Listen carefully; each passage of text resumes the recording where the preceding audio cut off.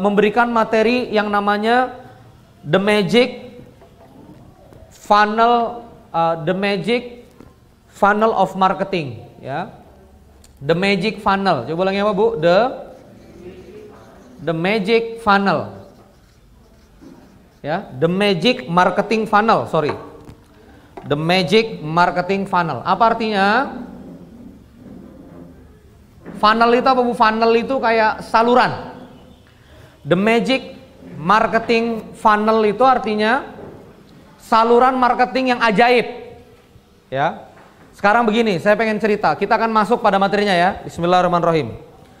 Di tataran UKM, ya, di tataran UKM itu kita harus menyadari tahapan bisnis. Tahapan bisnis itu ada 3. Ya, tahapan bisnis itu ada 3. Ya, sama-sama. Starting, running, growing. Apa Bapak Ibu? Ya, start, run, and grow. Mulai, lari, dan bertumbuh. Apa? Mulai, lari, dan bertumbuh. Di titik start itu yang penting adalah rupiahnya, hasilnya. Itu di titik start. Namanya low fruit hand. Jadi nggak usah banyak gaya dulu. Yang penting hasilnya ada. Kalau tanpa akte perusahaan, tanpa NPWP, tanpa SIUP itu bisa menghasilkan, ya sudah. Berarti tujuan dari start ini adalah transaksi. Di titik run itu yang dibangun adalah sistem, people. Di titik grow ini yang dibangun nanti. Nah, baru ngobrol sama teman-teman saya MB kalau memang di titik grow. Mulai kita butuh financing, ya. Mulai kita butuh financing. Mulai kita butuh untuk bermitra, partnership. Itu kalau misalnya kita sudah masuk di titik grow. Jadi PR utama hari ini di ibu-ibu sekalian, bapak ibu sekalian adalah start. Adalah apa? Start. Yang penting transaksi itu. Ya. Jadi bahasan saya itu saya nggak akan bahas sistem, saya nggak akan bahas grow, saya akan fokus bahas starting untuk hari ini. Nah baik, coba sama-sama. Inti dari starting, coba ulangi. Jualan, transaksi, closing.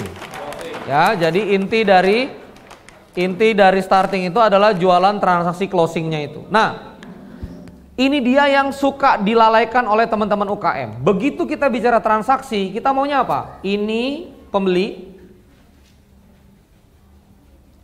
di sini kita berharap orang itu ketika langsung transaksi langsung terjadi apa? Langsung beli. Kasih rupiah, ini kasih barang. Jadi funnelingnya cuma begini. Ini market, ini produk. Coba sama-sama. Simsalabim, coba lagi. Tangannya. Simsalabim. Transaksi. Nah, berapa banyak dari kita yang pengen begitu kan? Simsalabim transaksi. Pokoknya ngelihat produk kita harus beli, nggak mau tahu siapa. Ya, ketemu orang di angkot, jualin. Ketemu orang di jalan, jualin. Pokoknya nggak mau tahu, hajar. Di titik tertentu oke sih kayak gitu. Menawarkan ke semuanya. Tapi ada yang kita nggak pahami. Coba perhatikan sama-sama. Apakah kita pada saat membeli produk itu langsung simsalabim? Coba perhatikan ya. Apakah kita langsung simsalabim?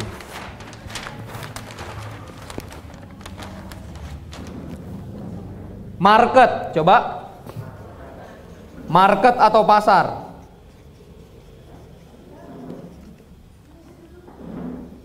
Transaksi, coba ulangi. Transaksi. Ya. Market itu dia berjalan pelan-pelan, Bu. Dia ada namanya funnel begini. Market sama produk kita itu pertamanya nggak tahu. Apa? Tidak tahu. Apakah orang itu begitu nggak tahu langsung loncat jadi transaksi? Contoh, ya, saya punya produk sekolah bisnis online. Bu, saya punya sekolah bisnis online, beli. Apa langsung begitu? Enggak. Orang yang tahu itu harus dibawa dulu kepada tahu. Coba ulangi. Tahu. Coba dari nggak tahu jadi tahu. Coba. Jadi waktu marketing funneling itu Anda jangan berharap orang beli dulu. Langkah pertama adalah orang tahu. Ini namanya magic marketing funnel. Jadi nggak bisa, Bu beli loh Bu, apaan sih? Beli. Apa beli? Pokoknya nanya aja. Nggak boleh begitu. Bisnis itu yang di treatment adalah tahunya dulu. Bu, Ibu tahu nggak saya sekarang bikin lumpia? Baru tahu. Yang gimana? Enak Bu lumpia. Yang lain mah dagingnya dikit, saya dagingnya banyak. Gitu. Kan ceritain dulu. Yang lain mah minyaknya minyaknya suka diulang-ulang masaknya. Saya mah minyaknya baru. Enak ini. Mana cobain dong testernya. Itu namanya bergerak dari nggak tahu jadi tahu. Tapi ini nggak selesai. Dari nggak tahu jadi tahu, kemudian nggak semua yang tahu tertarik. Benar nggak? Coba sama-sama. Funnel menyempit. Coba ulangi. Menyempit nggak? Nah, luasan di sini kalau saya arsir Bapak Ibu sekalian, luasan orang yang nggak tahu, ya, luasan orang yang nggak tahu itu lebih besar daripada orang yang kemudian tahu. Kenapa terjadi begini? Maaf, warnanya salah. Kenapa jadi begini? Ya. Tahu. Karena dia makin bergerak menyempit kan? Tidak semua yang tidak semua yang nggak tahu itu ibu bisa pindah semuanya jadi tahu. Bojongkulur 50.000 populasi, semuanya tahu, nggak bisa. Lakukan aktivitas marketing, paling yang tahu jadi 10.000. Sepakat? Dia menyempit. Apakah yang tahu kemudian semuanya tertarik? Nggak tertarik. Berapa banyak kita kena iklan makanan kucing, apa kita semua tertarik? Kita tahu ada makanan kucing Whiskas, tapi apakah kita tertarik? Nggak tertarik karena kita nggak punya kucing. Berbeda kalau misalnya kita ngerawat kucing. Saya tahu ya, minuman apa tuh? Kunyit, asam sari, datang bulan. Tapi apakah saya tertarik? Nggak tertarik karena saya tidak datang bulan. Ya Kiranti gitu. Nggak tertarik Pak karena saya tidak datang bulan misalnya gitu. Atau ada ibu-ibu yang tidak pernah punya masalah datang bulan. Jadi tidak begitu menarik. Tapi sebelum orang tertarik, orang harus tahu. Nah intinya ini saya bicara prosesnya dulu. Dari tertarik Bapak Ibu sekalian, ada yang kemudian memutuskan untuk ya, belum. Ada yang kemudian memutuskan untuk menimbang-nimbang. Apa? Menimbang-nimbang. Jadi orang tertarik itu baru begini, coba. Tahu itu begini. Oh, ada. Coba. Oh, ada Lux. Oh, ada Kiranti, itu baru tahu. Begitu dia bilang, bagus ya. Coba lagi. Itu berarti tapi apakah langsung beli? Enggak. Dia harus masuk dalam etapa berikutnya, namanya menimbang-nimbang. Oh, bagus ya. Dan gak semua yang ngomong bagus itu kemudian mau beli. Bagus ya, tertarik. Mau beli nggak? Belum kayaknya. Oke. Dia tertarik, stop di situ. Tapi ada kemudian yang menimbang-nimbang. Iya ya, kayaknya kalau datang bulan kenapa sih kok sakit perut terus gitu. Oke. Dia mulai menimbang-nimbang beli Kiranti. Belinya di mana sih? Harganya berapa sih? Dalam istilah marketing namanya consider. Apa namanya? Consider. Ini loh Bu, baju keke. Oh, ada yang nggak masuk tertarik karena mungkin bajunya warna-warni. Anak saya sukanya yang warnanya polos. Tapi begitu tertarik, ih bagus ya. Nggak semuanya pengen beli. Bagus. Berapa banyak yang ngelihat baju keke, oh bagus, tapi nggak bergerak beli. Karena harus ada menggerakkan orang ke consider itu. Membuat orang menimbang-nimbang. Coba lagi. Membuat orang menimbang-nimbang sampai akhirnya orang memutuskan yes. Memutuskan apa? Yes, saya beli. Apakah sudah transaksi? Belum. Yes, saya mau beli. Begitu ke toko, barangnya nggak ada. Yes, saya beli. Begitu ke toko, tidak available. Yes, saya mau beli. Begitu KTM, uangnya kepakai untuk bayar SPP. Orang sampai memutuskan yes aja, itu belum transaksi. Panjang nggak Bu jualan? Butuh perjuangan nggak kira-kira? Mana tadi yang begini simsalabim? Nggak bisa Bu, simsalabim, nggak bisa. Inilah yang UKM mesti sadari, kita mesti sadari sebagai pebisnis. Nggak di UKM, nggak di bisnis besar Bu, harus begini.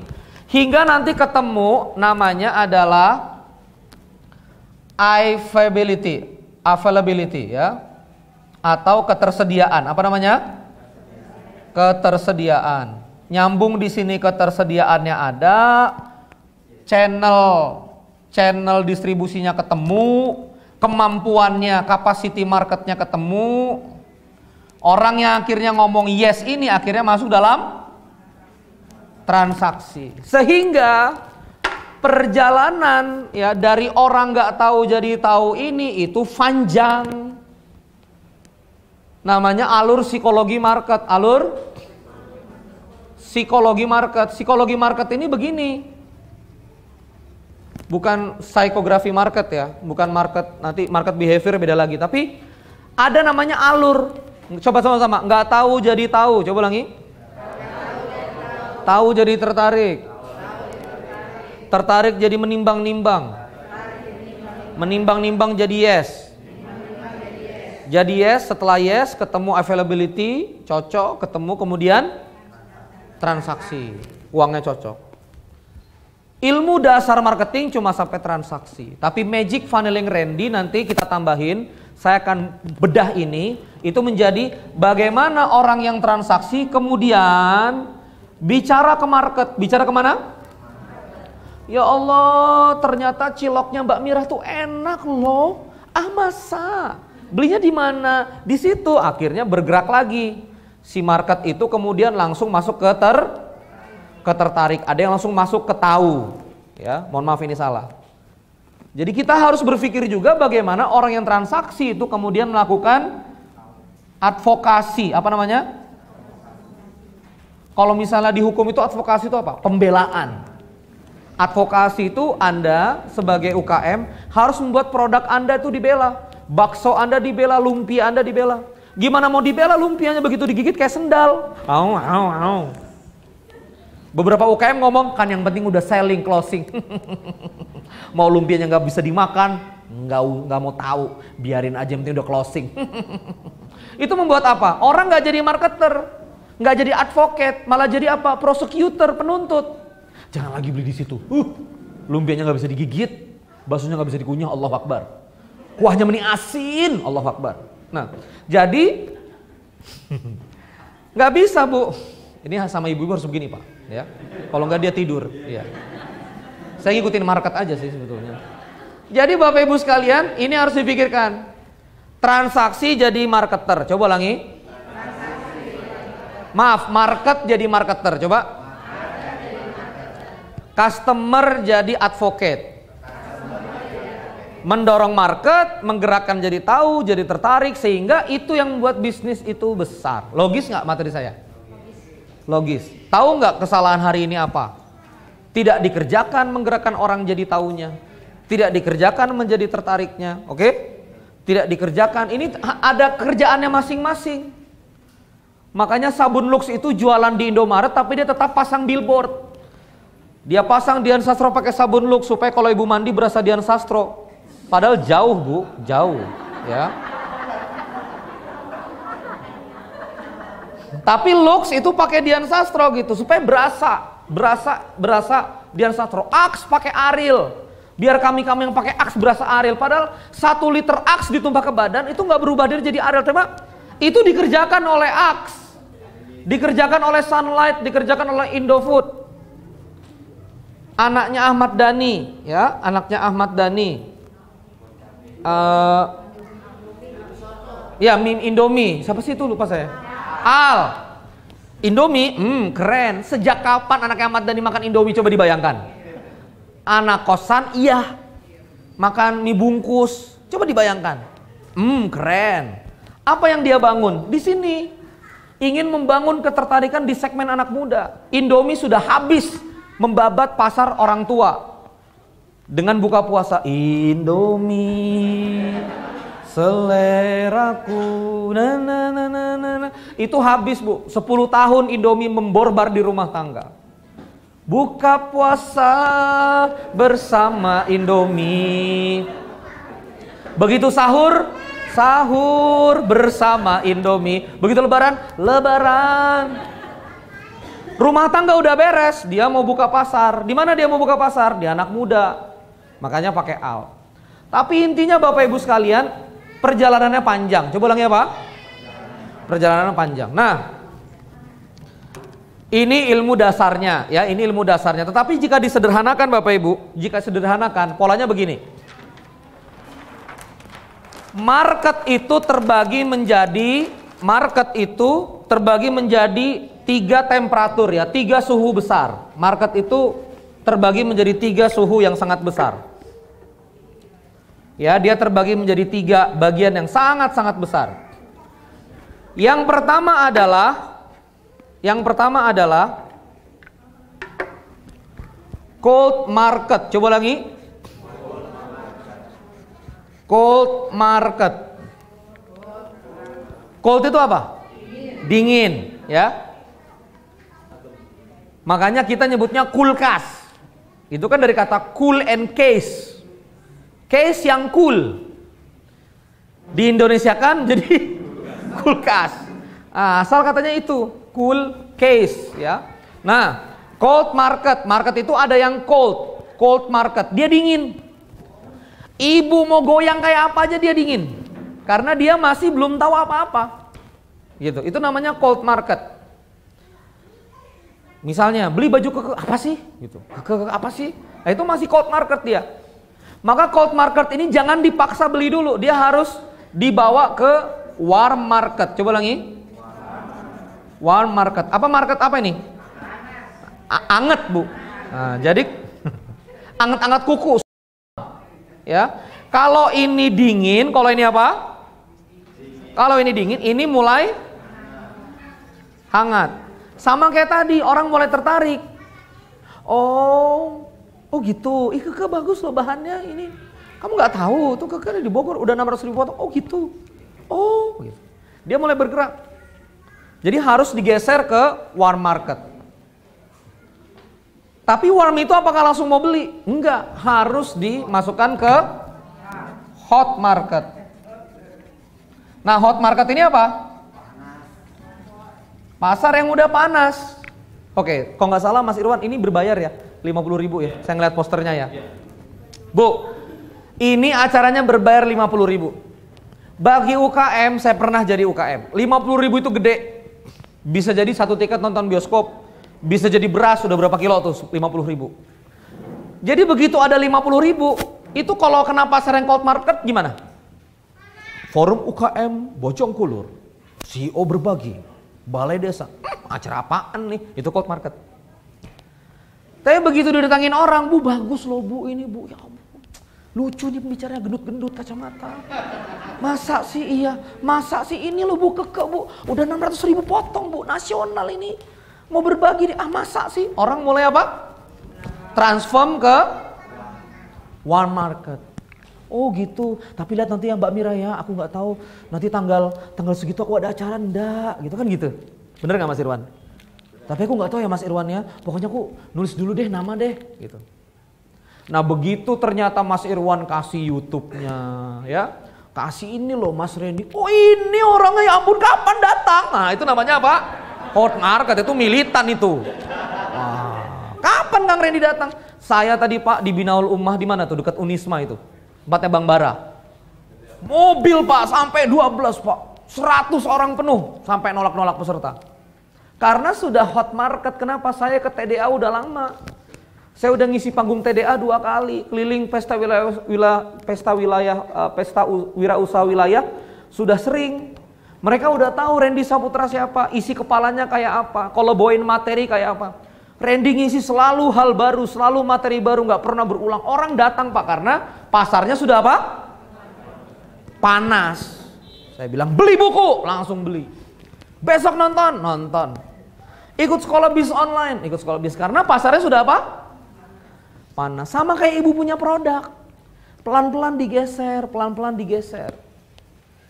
Bu, aku jualan jahe merah. Jangan jualan dulu. Bu, pegel-pegel nggak badan bu tiap hari? Iya, pegel-pegel. Kenapa ya? Jangan atuh bu, pegel-pegel. Kita tuh kalau jadi ibu-ibu tuh mesti jreng. Ya. Pagi harus bangun lebih dulu. Ke anak-anak selesai papahnya. Oh bu repot. Ya nggak? Ini bu, kenapa itu begitu? Metabolisme teh nggak lancar. Lambung teh banyak ininya bu, banyak apa? Banyak lemaknya. Oh gitu, iya makanya makan sebanyak apapun energinya nggak keserap. Gimana atuh ini pakai fiber bu? Apa? Pakai apa? Pakai fiber ini bu. Ini bu, pakai habat sini loh bu. Ini loh bu, pakai jahe merah. Ini kalau pakai jahe bu, itu buang airnya bu. Ya Allah, zer, rasanya itu puas banget. Bersih lambung bu. Oh gitu. Oke, kayaknya bagus ya. Mulai dia pegang. Kalau dia pegang berarti mulai apa tuh? Warna makan mulai. Berapaan nih? Dia udah ngomong apa? Berapaan nih? Berapaan? Nah, itu sudah anget tuh. Nah, kalau udah begini bu jangan ditinggalin. Berapaan? 50.000. Ah, mahal banget. Udah nggak usah beli. Jangan, sabar. Ini ilmu ya. Ini saya ajarin. Objection. Coba ulangi. Objection. Objection itu artinya keberatan. Silakan, ada yang mau masuk? Silakan. Objection itu artinya apa? Keberatan. Jadi kalau misalnya di persidangan objection, honesty. Jadi keberatan yang mulia. Nah, itu biasa pengacara. Nah, gini ya. Gimana Pak? Gimana Pak? Kok rusuh ini? Silakan Pak, silakan Pak. Kepanasan ya? Pak, maju Pak. Gantengnya hilang nanti. Nggak apa-apa, udah tutup aja pintunya. Oke, sip. Coba ini sama-sama. Objection. Coba. Keberatan. Objection dari customer. Coba ulangi. Adalah tanda-tanda pelanggan tertarik dengan produk Anda. Bu, ciri-ciri orang peduli itu komen. Saya belajar ilmu pasca nikah. Yang berbahaya dari pernikahan bu, bukan komplain suami, bukan komplain istri, bukan pertengkaran, tapi berhentinya bertengkar. Malah aneh. Suami yang udah mulai gini, duh istriku, biarin aja lah daripada kelahi. Urusan dia lah. Suami ngerasa banyak hal yang gak beres, tapi dia gak ngomong. Itu namanya pembiaran bu. Dia gak objection. Di titik itu rumah tangga itu sebetulnya berbahaya. Istri, apa-apa kalau dibilangin paling begitu, biarin. Nggak ada objection. Sama kayak kita bu, kita kalau beli nih, panci bagus. Ini ibu-ibu ya biasanya ya. Panci bu, promo gitu kan. Sales bu, ayo bu 50% tuh cuma sekarang bu, ibu beli 2 dapat 1. Kita biasa panas tuh kan. Kita ngedeketin tuh, ini bu lihat ya bu ya, ini terus dia nyeplokin telur kan. Nggak pakai minyak, diangkat, nggak lengket apa-apa. Kita tambah, gitu kan. Kalau kita mau beli, biasanya apa bu? Nawarnya makin sadis, bener gak? Mas ini berapa mas? 125, di samping 100.000, bener gak? Pelanggan kalau dia punya ketertarikan dan memang consider mau beli, repot biasanya. Saya mau ikut pelatihan, coach masa 150 juta sih coach, kurangin lah coach, masa pelatihan 150 juta coach, maaf dulu dari 500, saya tawar jadi minta akhirnya dia kasih 150 juta. Karena kita mau ikut, kita nawar dan kita keberatan di sini, keberatan di situ. Jadi orang keberatan orang komplain itu positif. Coba ulangi. Orang keberatan orang komplain itu positif. Tapi kalau megang gini, jahe merah 50.000, oh gitu ya. Ya dia nanti dipikir-pikir, beli nggak? Tapi kalau dia bilang udah deh 45, udah di 92 kotak. Damai. Boleh deh 45 dia, lu ambil 2 deh, Oke. Nah, itu jadi 90, Bu. Orang objection, akhirnya dia apa? Masuk pada hot market. Logis? Boleh kita bahas satu-satu langkah-langkahnya? Siap? Siap belajar ya? Tepuk tangan buat Bapak Ibu sekalian. Siap belajar? Siap ya? Ya. Penting gak ini kira-kira ilmunya? Penting ya. Penting. Sama kayak ini, guru saya bilang sama kayak nikah. Bisa nggak ujuk-ujuk datang? Mau jadi istriku? Bubar bu. Ini masih cold market. Marketing dulu, Neng, namanya siapa? Branding dulu. Ya, buktikan dulu ya anak, Neng butuh ke sekolah, anterin. Itu butuh begitu dulu. Jadiin warm market dulu. Sampai hot baru. Neng, will you marry me? Kenapa nggak dari kemarin, gitu kan? Jadi nggak bisa datang jujurut, gitu, langsung dihantam. Mau nggak merit? Nggak mau, udah saya pergi, ya bubar. Sama kayak pendekatan juga begitu, nggak bisa langsung main tembak. Sama kayak market, dan begitulah manusia. Manusia harus digeser dari cold market, warm market, hot market. Kenapa film bioskop banyak berhasil dari buku, walaupun warkop nggak pakai buku? Karena dengan adanya buku, orang sudah jadi warm market. Surga yang tak dirindukan, itu bukunya Asma Nadia. Asma Nadia punya pengikut ibu-ibu. Pokoknya kontennya cuma satu, poligami, diselingkuhi, disakiti. Udah main di 3 tema itu. Catatan hati seorang istri, jilid 1, 2, 3, 4, 5, 6 laku. Karena dramatis, menitega, si Hello Kitty. Nah gitu kan. Akhirnya, ya kan? Akhirnya ibu-ibu jadi hot market. Begitu filmnya keluar, Surga yang tak dirindukan, Laude Cynthia Bella, ya, Fedi Nuril, Ralinsa, meledak, 2 juta penonton. Warkop DKI sudah punya hot market, penontonnya banyak, sekarang udah 4,6 juta. Falcon udah gondol 80 miliar dari bioskop, sharing film kurang lebih, luar biasa. Jadi Bapak Ibu sekalian, ini ilmu yang sangat penting dan luar biasa sekali. Siap belajar ya? Siap ya, sudah jam 5 ini. Tepuk tangan buat Bapak Ibu dong, semangat banget. Semangat banget ya, ibu-ibu, Bapak Ibu sekalian, aku ngeliat semangat banget. Oke. Kita akan mulai belajar setahap demi setahap ya. Magic funneling market. Coba ulangi. Magic funneling market. Ya. Tuh, membesar di ujung ya, membesar di ujung. Transaksi. Coba ulangi. Transaksi. Ini garis finish kita ya. Sekarang kita menggerakkan orang. Fase 1 nggak tahu apa nggak tahu jadi tahu. Coba, nggak tahu jadi tahu. Ya, nggak tahu jadi tahu. Apa aktivitas dari nggak tahu jadi tahu ini? Aktivitasnya namanya ini, Bu.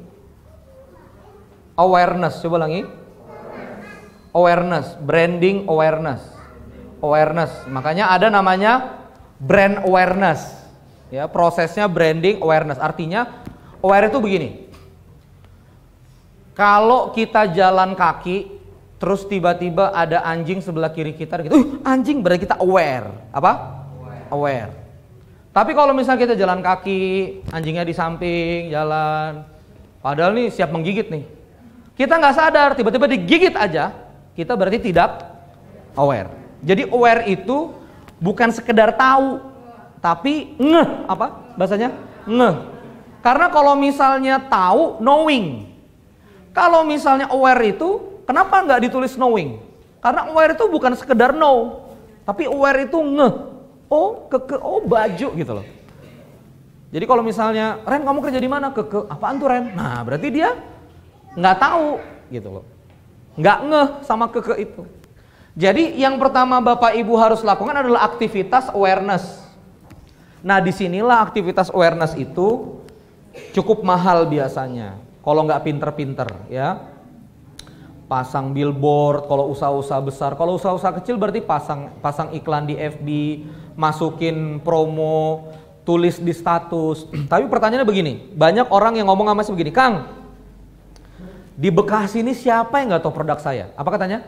Di Bekasi ini siapa yang nggak tahu produk saya? Semuanya tuh tahu Kang produk saya Kang. Tapi kenapa orang belum transaksi? Bisa nggak banyak yang tahu nggak transaksi? Bisa. Kalau nggak tertarik, gitu loh. Contoh, siapa yang nggak kenal Saiful Jamil? Kenal semua. Kalau 5 tahun lagi Saiful Jamil maju pilkada, dipilih nggak kira-kira?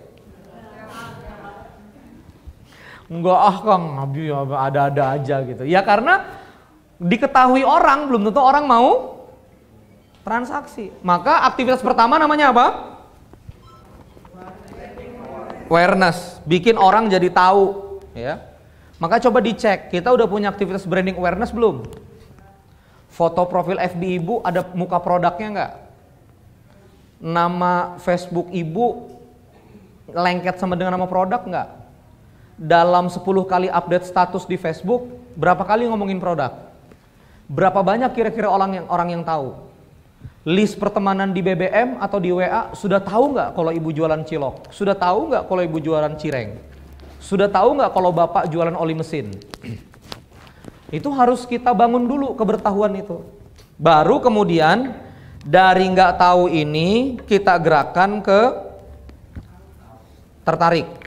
Ya, nggak tahu jadi tahu, kemudian tahu jadi tertarik. Apa yang membuat kira-kira orang tertarik?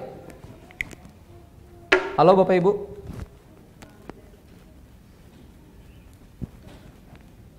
Orang harus tahu benefit. Orang harus tahu apa? Benefit. Apa benefit itu? Manfaat. Gimana berarti kalau kita ngasih tahu manfaat? Edukasi. Coba ulangi apa? Edukasi. Diajarin Bu. Customer itu diajarin. Ih baju keke mahal banget. Gini. Begini ya. Kain itu ada 2. Ada kain grey, kemudian di print. Kemudian di apa? Di print. Namanya kain printing. Keke itu benang dicelup warna, baru ditenun. Jadi warnanya lebih kuat karena warnanya nyangkut ke benang. Itu yang bikin mahal. Kalau printing 2 minggu selesai, grey di print. Tapi kalau tenun sama motifnya itu bisa 3 bulan karena kita tenun, bukan printing. Oke. Coba deh pakai, lihat baju keke yang 4 tahun lalu, warnanya itu konsisten. Wajar mahal. Lah iya. Dapat nggak nih semangatnya? Diedukasi. Mungkin Bapak Ibu di sini kurang nggak percaya, tapi ini terjadi Bu. Saya bikin sekolah bisnis online, upload video, topiknya berbeda, saya upload videonya, saya masukin videonya di internet Senin, Rabu, dan Jumat. Hanya member yang bisa nonton. Member bayar 247.000. Sekarang marketnya udah 2.500 orang. Termasuk ibu ya SBDKK. Tepuk tangan nih buat ibu ya. Ada memberku ternyata. Mbak Mira juga ikut, Mas Irwan juga ikut ya. Kenapa orang mau bayar 247.000 ikut nonton video saja? Karena orang teredukasi. Gini loh. Ini 99 video, bayangkan kalau ikut 99 seminar, berapa weekend yang harus didedikasikan. Ini aja 50.000, kalau 99 kali, udah 4.500.000 berarti. Ya kan? Belum lagi kalau misalnya hari Sabtu, aduh nggak bisa nitip anak ke mertua, aduh suami ngajak jalan. Kalau belajar di internet, kapan saja, di mana saja. Teh Mira tuh nonton belajar saya sambil ngelipat baju. Sampai lipetan bajunya dipoto juga. Lagi belajar sama Kang Randy, itu edukasi, pasar diedukasi. Udah nggak usah belajar offline ya. Saya belajar bisnis sampai 150 juta, 7 juta, 4 juta, udah ini aja murah, 247.000. Bayar sekali, nonton bertahap setiap pekan. Setiap pekan dapat 3 video. Akhirnya orang mau bayar, akhirnya orang mau apa? Mau bayar karena diedukasi. Jadi kita dapat insight Bu, harus sabar jadi pebisnis ya, benar nggak? Karena gini, begitu ibu jual lumpia, pertanyaan market cuma satu, kenapa saya harus beli lumpia ke Anda, tidak beli lumpia ke yang lain? Oke, kalau pertanyaannya, lebih enak gitu, terus dia ngomong sama enak, terus kita ngomong apa? Coba ibu nawarin lumpia, teh beli dong lumpia saya gini-gini. Oke. Tapi Ibu Ratna juga jual teh, yang ini lebih enak. Saya udah nyoba, enaknya sama. Terus saya beli teh apa ya alasannya? Higienis. Ibu Ratna juga higienis. Nggak pakai pengawet. Nah, sama-sama nggak pakai pengawet. Nah kalau udah begitu, ibu pasti akan ngomong begini, lebih murah. Coba ulangi Pak. Nih, sama saya lebih murah Bu. Tapi kalau misalnya kita ngomong lebih murah, biasanya apa yang terjadi? Bu Ratna kan lebih murah, bener nggak? Akan terjadi perang harga lumpia di Bojongkulur. Dari harga lumpia 3.000 akan drop shot sampai 550. Karena perang harga antara Bu Ratna dengan Bu Dian misalnya begitu. Tapi kita bisa nggak begini, Bu ini lumpia, ya. Kemudian Anda jual 3.000, Bu Ratnanya jual 2.500. Kenapa lumpianya 3.000? Bisa tambahin tadi. Ini tanpa pengawet, enak. Terus Bu, kita punya layanan, kalau misalnya ada yang basi, bisa balikin. Jadi terjamin betul. Dan saya bisa pastikan berapa Ibu mau pesen, kita sanggup. Dan tepat waktu. Gitu. Silakan Ibu, cobain dulu. Itu artinya kita mengedukasi, terus mengedukasi. Dari tahu menjadi tertarik. Nah lalu, ini ilmu berikutnya. Consider, coba ulangi apa? Consider.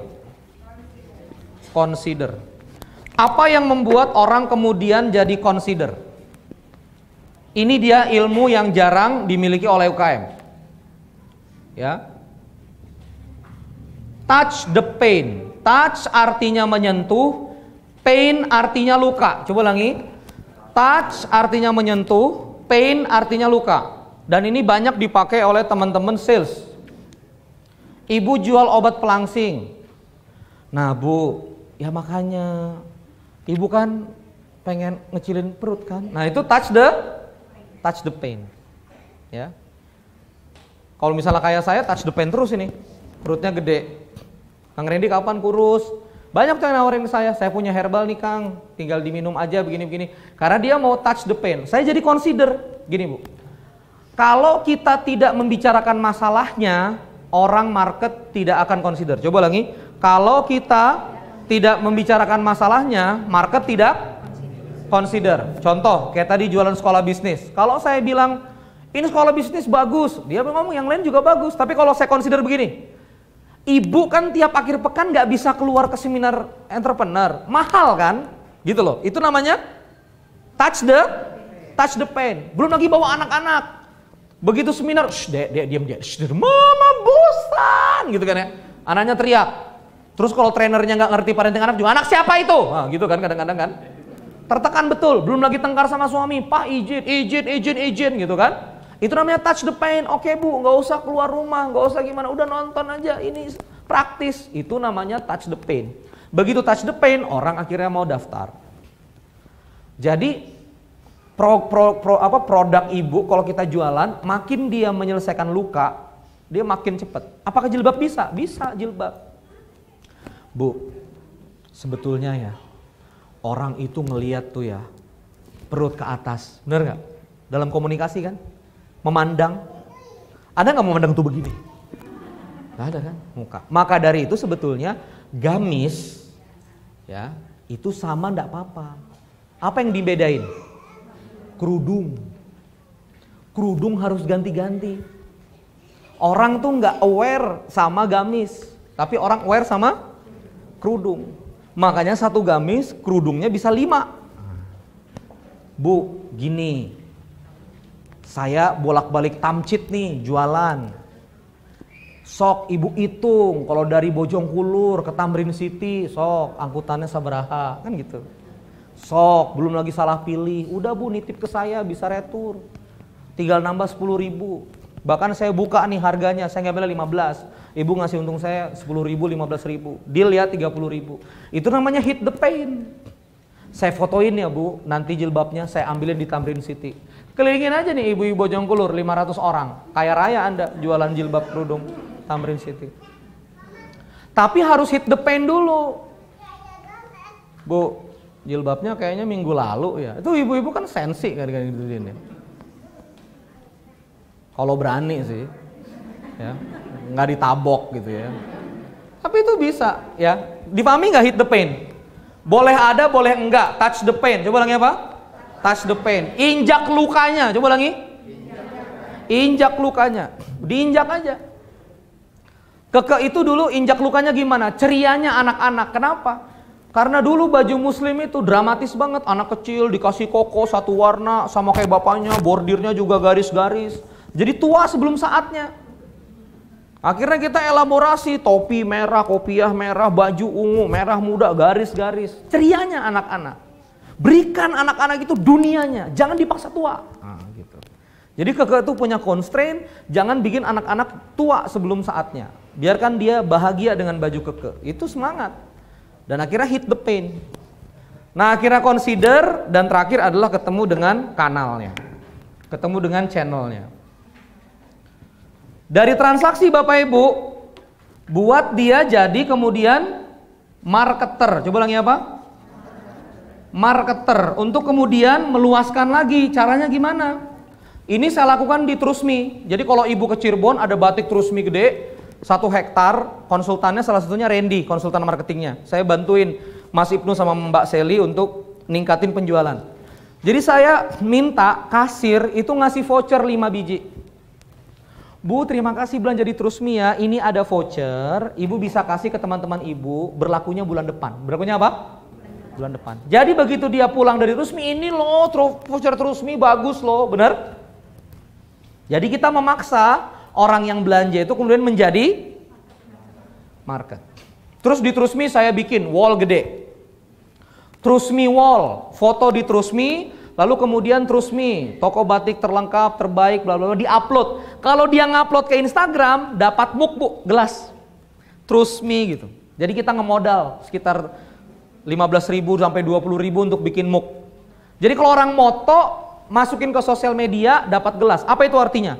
Memaksa orang untuk mempromosi. Jadi harus dibuat Bu, ibu punya warung, punya apa, harus ada begitu. Foto di toko saya diskon 5%, nggak apa-apa. Cekrek lagi di toko Zahra Bojongkulur, ya udah biarin aja nggak apa-apa. Hashtag Bojongkulur oke, ya gitu. Jadi orang harus dipaksa untuk kemudian menjualkan. Komisi boleh, reseller boleh. Kalau saya di Sekolah Bisnis Doko di Kartika, orang begitu bayar bisa jadi affiliate. Dapat 25%. Jadi orang itu akan menjualkan produk. Ikut sekolah Kang Randy, ikut sekolah Kang Randy. Jadi terus menerus berputar. Konsepnya dari mana? Magic funnel marketing. Coba ulangi, magic funnel marketing. Bayangkan kalau semuanya dilakukan, laris nggak? Insya Allah. Dapat sesuatu? Bisa dipraktekkan? Bisa. Aduh, barangnya belum ada Kang. Tenang aja, ya. Nanti belajar sama Mbak Mira. Tepuk tangan buat kawan-kawan sekalian.